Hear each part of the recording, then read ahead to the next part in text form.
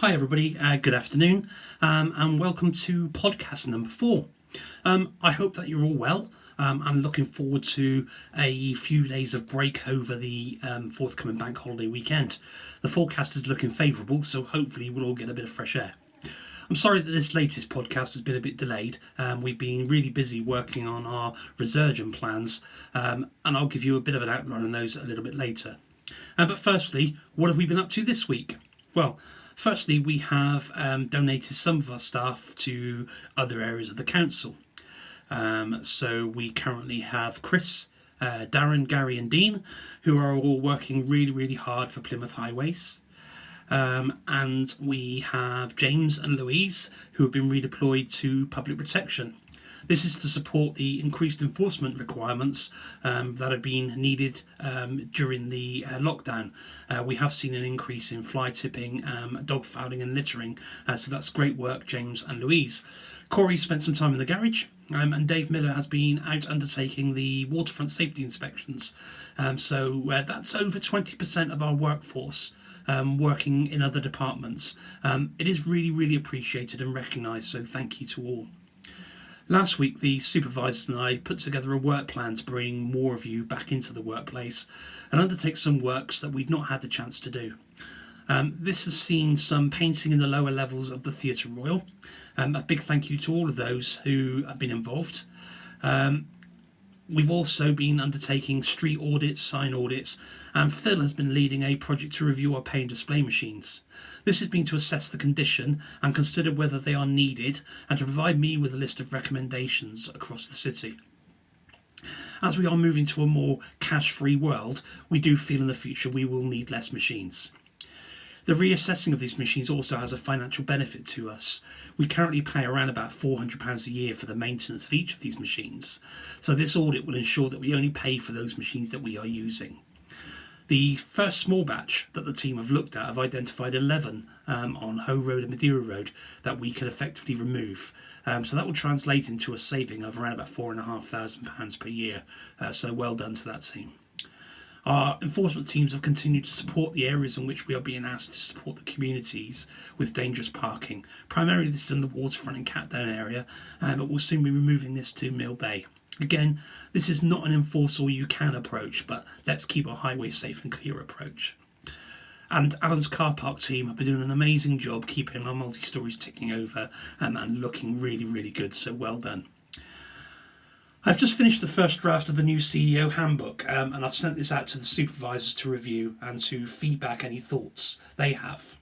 Once they've sent this back to me, I will send this all out for you all to review, and then I'll hold a virtual meeting to discuss any points or any concerns you have.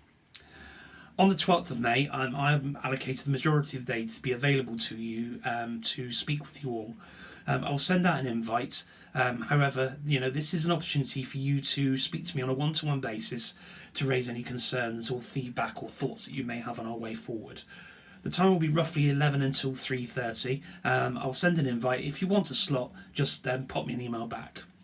So earlier I mentioned about Resurgam and what it means. For those of you who do keep up to date with the press and the political updates from the council, you may be aware that we have recently launched Resurgam 2.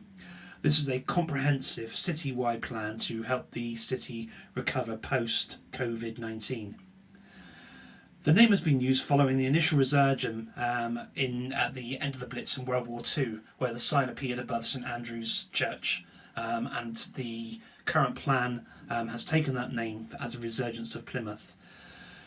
The leader of the council has developed the plan, and there are a number of strands pulling together the efforts and experience and expertise from across the whole city, bringing it all into one.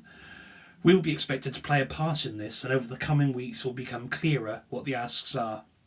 They will primarily focus on helping our retail and business sectors recover from COVID and providing easy access to the city centre for our residents. This may include the relaxation of parking charges or other innovative ways in which the positive parking experience that we offer can help. The leader has issued a citywide statement, and I have attached the link to the email today highlighting this update. Please take a couple of moments to have a read through. We are currently working on a large plan to help us bring back the car parks into full use. and highlighting how this can be done safely for all users and staff. This includes schemes such as one-way stairwells, hand sanitising, facilities at payment machines, the removal of cash payments, coning off alternate bays, and some social distancing graphics. I have again sent a copy of the draft plan to your supervisors, and we will publish this as soon as possible. This is all about keeping you and the public safe.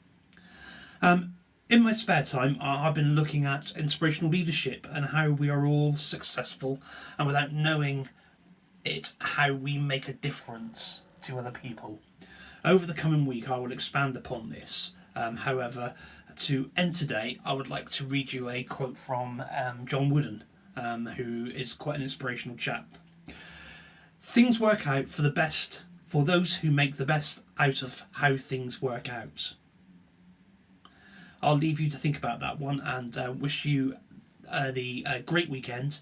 Hope you stay safe, and I will see you all again soon. Thank you.